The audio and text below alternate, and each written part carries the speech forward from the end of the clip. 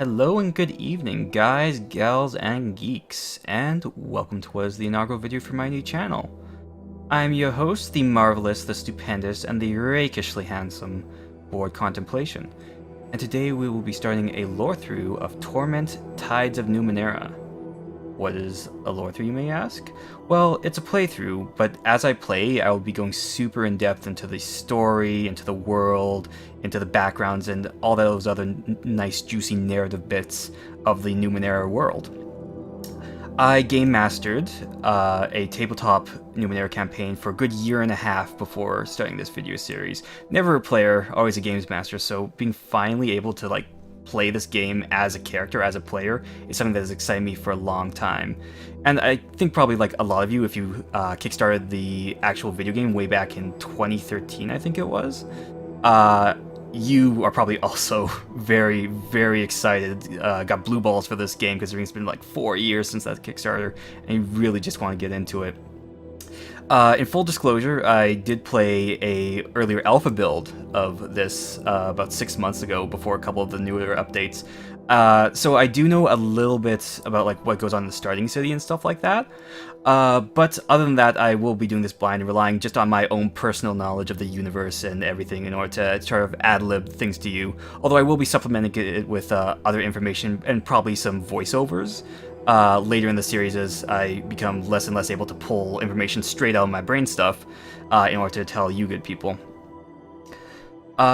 So, for those of you looking for a series that is really all about the world in which the game takes place, then this is definitely the playthrough that you want to watch. And without further ado, let's get started. In this video, we will be covering just what exactly is Numenera, what's it all about, and where we start within the game. And here we go. Loading screen.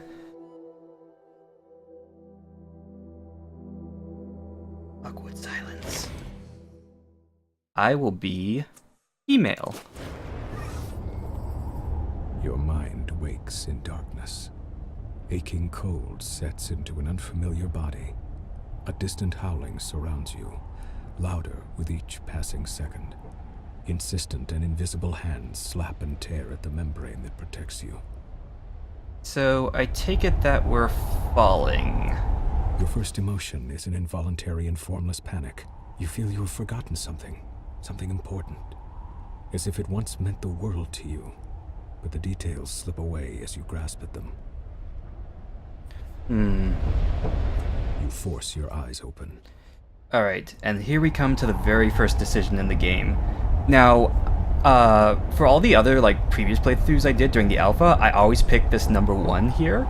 But recently, when I was doing test screenings for this video, I picked number 2, and I found out that just as the developers claim, there's actually a huge branching path based on the things that you ask, within the dialogues of the game. And I actually like this path better, so we are going to go down there. So I'm going to look around as I fall. A white-pink fleshy cocoon surrounds you. Even as you look, a minor rent in its side tears open, and the howling wind forces its way inside. The cocoon rips away, gone before you can grab it, spinning you into a dizzying tumble. You are falling, the world many kilometers beneath you. You catch a glimpse of a curved horizon, and also the ground beneath you that is approaching deceptively quickly. Above you, a small moon is slowly collapsing in upon itself. A corona of acid green and black energy playing around its edges. So now is a good time to actually get into a little bit of what Numenera is all about. Before we go into more detail after this opening sequence, and as this wind gets really loud, I don't know if it's getting loud for you guys, but here we say above you a small moon is slowly collapsing in upon itself. Now, Numenera takes place on a future Earth, so you can't really imagine what the small moon would be until you get the explanation that Numenera as a franchise is based around, the fiction of it is based around Clarke's third law of science fiction. That is, any sufficiently advanced civilization will appear as magic to those who are lower than it.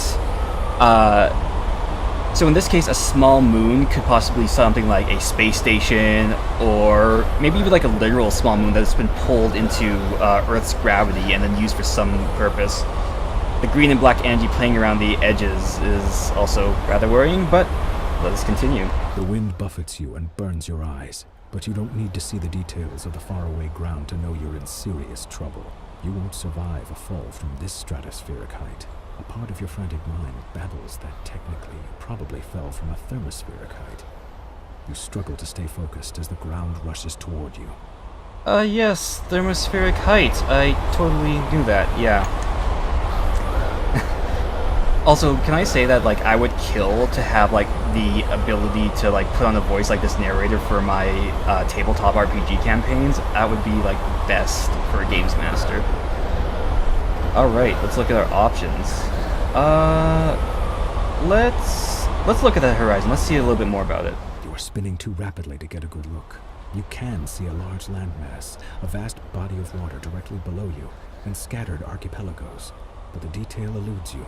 A deep black night is above you, its nocturnal clarity disappearing as the haze of atmosphere envelops you.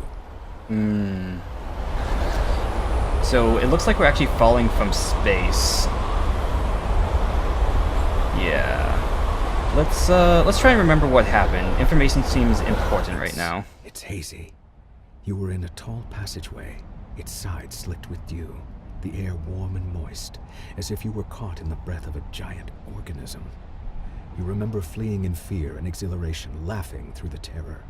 What was it that pursued you? What was it? Something ancient and cold, its coiling power the promise of oblivion. Its shadowed tendrils struck at you, and the walls where they landed were torn apart utterly, destroyed beyond any hope of repair. You leapt into a membranous cocoon and fell from the station, the moon. And then you were empty. But who were you? What was that creature? A word surfaces in your thoughts, and you seize it before it vanishes. Sorrow. The world fills your sight. You're about to hit. So here we actually see like the first instance of what I was talking about before with Arthur C. Clarke's Third Law, where you're actually, as you remember it as the station, confusing it with the moon.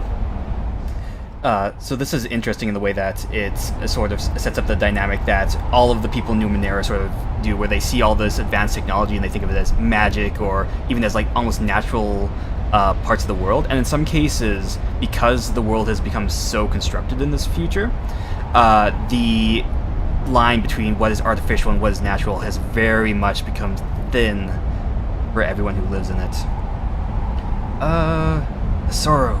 Try to remember the sorrow. It hurts your mind to recall, but you push past it, a creature of the forgotten world seeking you out across the centuries. But it's not you it seeks, is it? It sought the man whose memories you shuffle through now, and you realize suddenly that you are not him. Cognitive dissonance. That good cognitive dissonance. You were... who? Who were you?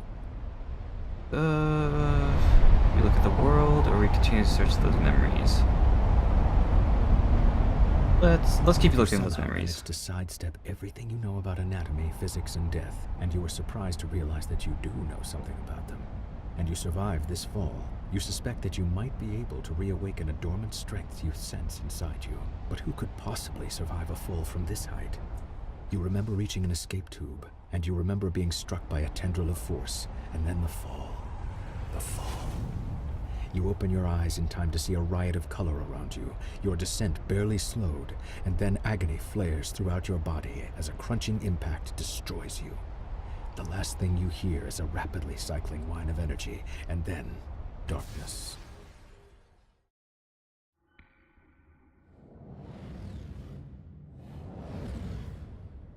And there we are. First glimpse of what we actually look like. Ooh, look at that side cut there. Moving around. Alright, so now is probably a good time to actually get into the nitty-gritty. I know I've thrown a lot at you guys over the course of the intro, but now is actually time to get into what exactly Numenera is. So, Numenera originally started as a tabletop game designed by Monty Cook, who those of you who were into tabletop games in the late 80s and 90s know about. He's a designer. And he designed a world which takes place 1 billion years in Earth's future. So, if you can imagine just how long a time that is, tons has changed. And in that time, there have been 8 great civilizations before the one that you currently inhabit.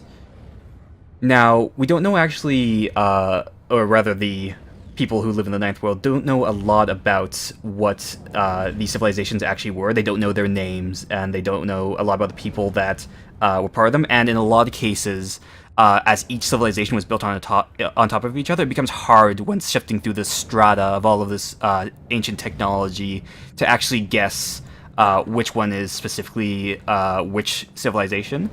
But as the core book tells us, there are a few things that people in the Ninth World, which is the current age, know about the past. And that is the following. At least one of the prior worlds was the center of a galactic, or perhaps intergalactic, spacefaring empire. At least one wielded the power of planetary engineering and stellar lifting. So, for those of you who don't know these terms, you probably know terraforming, which is to make a planet more Earth-like. Planetary engineering is basically the generic version of that phrase, because terra, of course, equates to Earth, and not all planets are necessarily made to be more Earth-like, but if you're another intelligent species who comes from a planet with a different sort of climate to what we are used to here, then you wouldn't call it terraforming, because you're not trying to make it like Earth, you're trying to make it like your own planet. So you can just use planetary engineering as the generic version of that. And stellar lifting is actually changing the makeup of a star for whatever purposes that you want, like making it bigger, smaller, using it for energy, and so forth. So we know that one civilization was capable, or one or multiple of them were capable of both of these feats. Next, at least one had knowledge of the fundamental forces of reality and could alter those forces as they wished. The very laws of physics were theirs to play with, like toys. Any of you who is part of the science fiction fandom, who reads a lot of science fiction and is pretty much knows about ascending to a higher plane of existence, stuff like that. And this is very much in with those tropes. The idea of becoming so evolved or so incredibly powerful that reality becomes a plaything to you. At least one filled the world with invisible molecule-sized machines called nanites, or nanomachines, that could deconstruct and reconstruct matter and manipulate energy. So a lot of you probably also know about stuff like this, little nanites that will hook onto your cells and then can do various things. In the case of Numenera, the entire surface of the Earth, the topsoil of it, has covered in the molecules that have these nanites attached, or are the nanites themselves. This means that the entire surface is covered with nanites that, given the proper input, can construct and deconstruct things. One of the ways in which, some of the supplements tell you to actually come up with an explanation for all the magical things, quote-unquote, that happen in Numenera, is that it's sending messages to these nanites who can't be seen with the naked eye, but can be but they're the actions that they undertake in blowing things apart, building them up, causing changes in heat, radiation, and other forms of energy, visualized as what people in the world think is magic. As we go on, we'll be going into a little bit more speculative territory, because a lot of the things that are actually written in the supplements and books to the games are actually really, really vague. I'm going. So there's actually a lot of place for people who play the game to actually guess at what's going on. And next, at least one prior world explored the multiverse of other dimensions, parallel universes, and alternate levels of reality. So, dimension hoppers. At least some of these civilizations were not human. Da da da. I'm ready. But yeah. I mean, it's to be expected. 1 billion years in the future, we have probably gone extinct. Perhaps multiple times. But then, of course, that begs the question of why we're human right now. Of course. And I know that was a lengthy explanation, and I do apologize that there will be some of that in this game, in this particular playthrough.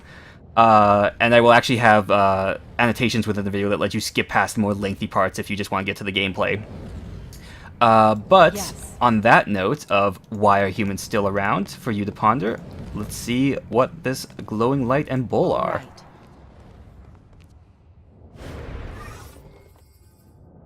Jumbled thoughts cloud your head as you study the empty bowl before you. Drops of liquid fall from the ceiling, spattering on the ground next to the bowl. The light from every drop is reflected in the bowl's rounded hollow, as if it hungers for that light and needs to be filled. Yet the bowl remains dry. Another drop falls from the ceiling and splashes across the pylons, wasted. So, we have a few options here. We can carefully move the bowl beneath the liquid, examine the bowl, and leave the bowl alone. So, I'm just going to try and learn a little bit more about this before we go any further. Trace your fingers over the slippery, overlapping scales that spiral up from the bottom of the bowl. The sharp-toothed rim plucks at your skin.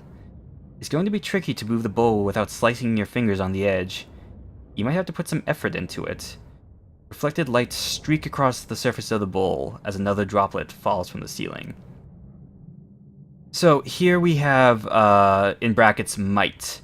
Now, there are 3 major stats in Numenera, which actually brings it down from like your typical RPGs like Dungeons and Dragons, which have like 6 in that.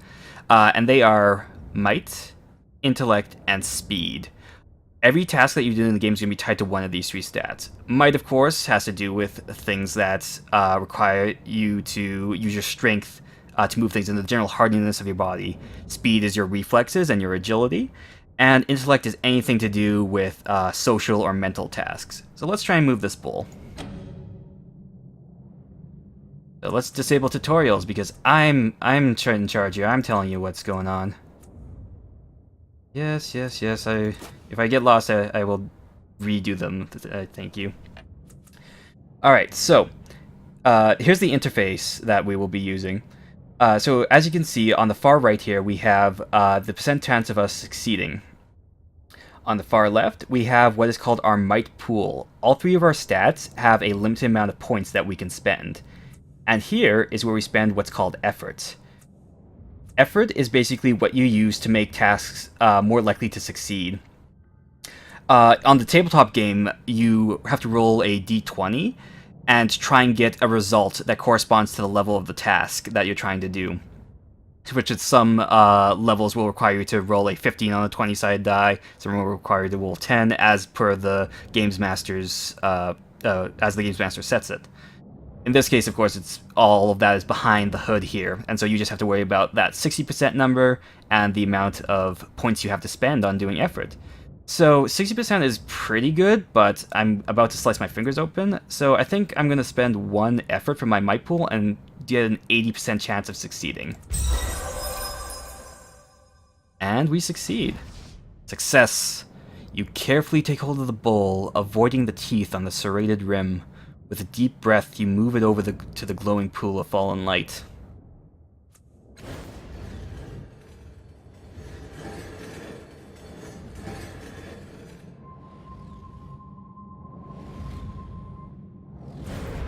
Ooh. Drop by drop, the bowl fills, ripples spreading over the blurred outline of your reflection. A pale blue luminescence stretches into the corners of the room. Clear radiance spills across the segmented floor, washing away the nearest shadows and pouring into your mind, melting the ragged edges of your fragmented thoughts. You are not whole, not yet, but you have begun to heal from the damage done in your long fall. A voice calls out from somewhere high above, beyond the reaches of the spreading light. Hello? Are you still alive down there? We're up here. Build a path up to us. Be careful. I have to say, this is actually like one of my favorite starting areas of like any RPG game. It is just, oh, it's gorgeous. And just like all of the moving parts and the visual dynamism of it is just something I really enjoy. Let's go check out this glowing point of light. As soon as you touch the orb, a memory floods your mind. You stand in front of a rusted door. The air is humid and dank. You've had a moment's respite from the water, from the waterlogged hell, a bubble of stale air at your resting point. You've breathed water before, and you've lived decades beneath the waves, but this body is an air breather, and the constant pressure has been crushing you ever so subtly. Worse, your companion's mind seems to be wandering from the task at hand. He's a genius with machines, as you well know, but now he seems distracted. The device in his hands is covered in knobs, wires, and antennas. He believes it can get the two of you through the corroded door, but he's merely staring at it. Perhaps he's lost faith in his invention, but that's hardly your concern. This mission cannot be delayed. It must proceed.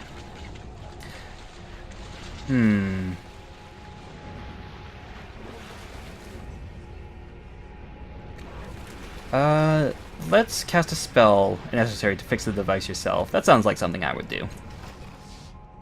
You mumble a few words, drawing power from the air around you until a solution appears in your mind. You snatch the device from his hands, rewire it, and shove it back at him. "Oh," he says, examining your work. "Sorry, I was trying to improve the thing." He waves the device at the door, and the stale air of your bubble freshens as the door swings open. A dark hallway lies beyond, a passage that links the waterboarded cells and the aquatic viewing areas. What you seek lies there. Moments later, you're underwater again, your hands closing around a strange yet familiar artifact you needed to complete. Something. It hovers above a pedestal, rotating in the dark water. An electric current runs through your fingers as your hand crosses the vertical plane of the pedestal, and an iridescent field coalesces so fast that the wave of pressure dazes you for a moment. The rising pulse of a sonar alarm ripples through the water. The guards won't be far behind. Ooh. Run, you can come back for it. They won't be able to protect it forever. Roll the sonar pulse. Use the device to stop them. One of the ciphers in your belt. Yeah, that sounds pretty badass. Let's do that. You run urgent figures over the devices fastened to your waist. A fog rising in your mind. A few can be used against the guards, but will also turn your skin to synth steel, or the surrounding water to boiling wax. Hardly ideal. Finally, you find a small silver sphere. Setting the sphere in place, you kick desperately for the safety of a nearby alcove. The sphere whirls and unfolds into a spiraling vortex. The sphere at its center speaks a few polite words in an ancient language, then begins draining the surrounding water into itself with alarming speed. Approaching guards shout, then scream as they too are sucked into the whirlpool and ripped to pieces. You allow yourself a fleeting smile, but are all too aware that more alarms are going off in the distance. The memory begins to fade, as if you were being drawn backward through a tunnel, and you hear more pylons rising from the pit. Something is wrong. The events within the orb have settled into that gap in your mind, but the edges of it are rough, as though the memory itself is not truly yours. There's something else. A gust of sour air pulling at you, like a predator inhaling the scent of its prey at the far end of a dark, whispering field. Nicely done. Ooh. Man, I just love when anything moves in this area. And there's another glowing sphere. Yes. So, as you could tell by that, that was of course a memory, not necessarily our own, that we experienced. Go. One of the things that this game does that's really interesting is you actually get to roleplay character creation. So the character you create is based off how you interact with all of these hypothetical tasks that you do touch with the glowing orbs. Now, as we'll see later, they don't actually like cement you into your choices. So if you don't like what you pick in this, you can just go through like a traditional character creation thing where you pick all of your attributes in that. But I like the idea, especially for like newer players who might not know the system or the world very well, for them to just like do what they feel like they do in those situations and then get a recommendation based on that. Of course. Touch the shiny. You stand beside a woman on a verdant crag, I don't know. Beneath the two of you is a broad plateau towering above the overgrowth far below. Strange machines have been built into the cliffside, presumably for reconnaissance or defense. A metallic disc gleams from the center of the plateau. Your self-aware humanoid machines drill into the base of the cliffs below. If you were looking for a sanctuary, and you were, desperately, this seems to be the right place. I don't know about this, the woman says, her voice flat, neutral. Her face is turned away from you. What makes this place any more secure than the other ones we found? Use your charm, convince her of your wisdom, your superior intellect, draw her attention to the hidden details your more experienced eye can clearly see. So now you can kind of see how they use a little bit of a dog whistle to make you guess at like what stats and skills are connected to which option. Like, use your charm will probably make you better speaker. Convince them of the wisdom of your superior intellect will make you smarter, and a more experienced eye will probably up your perception skill. I think that I'm a smarty-pants, as you have probably no doubt guessed by the fact that I'm making a playthrough that's completely devoted to just knowing stuff. So I'm going to convince her with the wisdom of my superior intellect. You all better get used to that.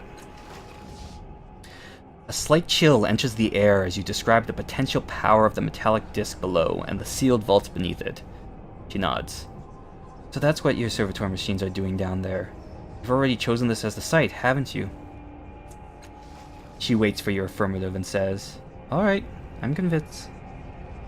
The two of you sketch your plans for the sanctuary, drawing schematics and architectural diagrams. Then you descend onto the plateau to examine the open ground.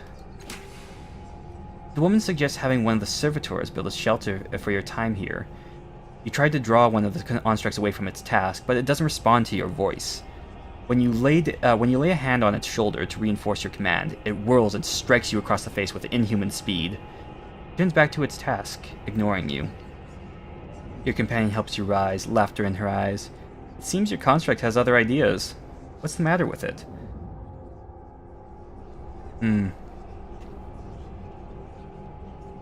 I think we're gonna look for a deeper solution.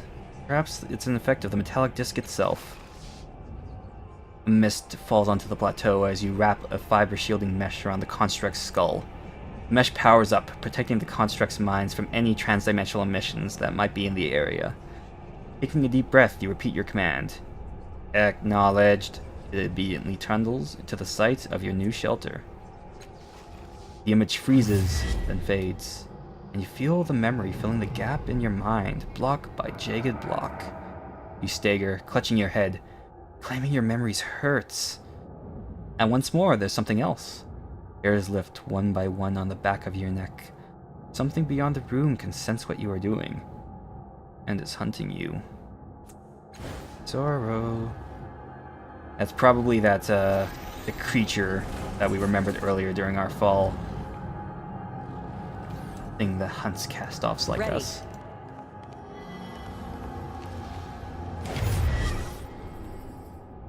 A vision of a city springs up around you. Your city, in flames and under attack. The defenders have fought and died all day, and still the attackers keep coming. They fight as if your destruction were demanded of them. They care nothing for mercy, surrender, or plunder. What they want is blood. But you have brought a keen-eyed companion to the top of the tower. She has seen the way to stop the invaders. You need to get her to safety, and you need to rally your defenders. But even as you run toward the door of the tower, two of the attackers descend from a hovering machine. You don't have time to strike at them before they land. One is brutishly large, his weapon a vibrating axe. The other is slim, sheathed in glassy armor and holding a hilt with a sizzling invisible blade. Don't know how you can see it if it's invisible. Oh well. Your companion backs away. She's too young to help. Your enemies advance single file, confined by the parapet. Three blows with the giant, you can handle it for at least a strike. Yeah, that seems like a bad idea. Then cut into the giant swing and attack before you can strike. Fight defensively and figure out who presents the greater threat. Let's go with the smarty-pants answer.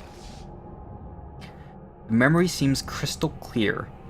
The giant is menacing, it's true, but the invisible blade of his companion is more worrisome still. The energy field that flickers and wavers around it suggests that she can carve matter at the molecular level, tearing pieces of her target into nothingness. If you're to save yourself, your best bet is to tackle her first. She's stuck behind the giant, waiting her turn to attack you, unable to bring her weapon to bear until he's out of the way. But it's clear that she expects him to handle you, and her eyes rove behind you, her focus on your ward. She's certainly not expecting you to dive between the giant's legs and come up inside her guard. She can't bring her blade to bear in time, and you drive your dagger up under her chin. You catch her before her deadly blade drops onto you and spin around. The weapon slashes into the giant, and he topples, bisected. Nice.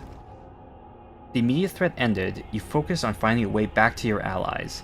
You open the tower door and rush down the stairs. The door at the base of the stairs is slightly cracked, opening just a bit into the hall, and you hear more of the enemy soldiers beyond. Let's crack the door open and then try and sneak past them. You press yourself against the gleaming door, easing it open, and your breath catches in your throat as it squeaks quietly, the sound like a bell in your memory. You pause, but the soldiers in the hall continue to talk. You push again, squeeze yourself through the narrow opening, and creep down the blood-stained hall. The memory begins to fade. You find yourself back in your own body. Your temples throb with the racing force of your heartbeat, and the reclaimed memories blaze within you like a bonfire on a mountain peak, visible to every predator for kilometers around. Tremor rocks the floor beneath you, though a massive fist has struck the room itself. Laying on your feet, you see a frantic movement within the borders of the mirror at the edge of the room.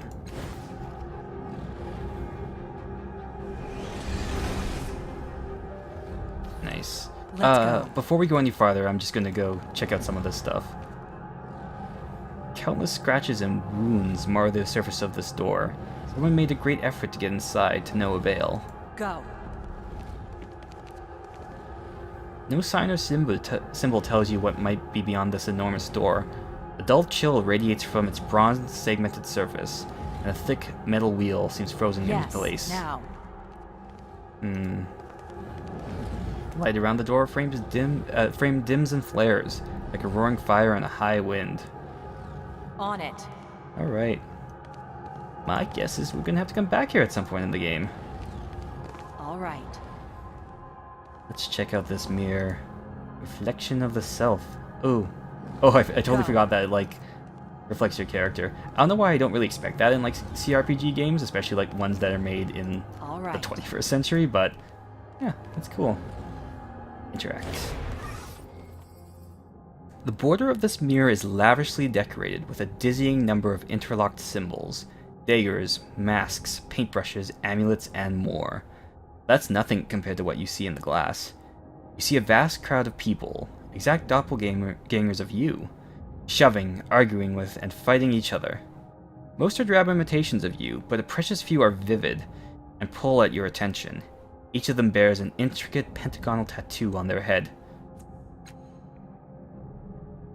In their eyes, their actions, you see the memories you discovered within the orbs, and the choices you made shining like distant stars.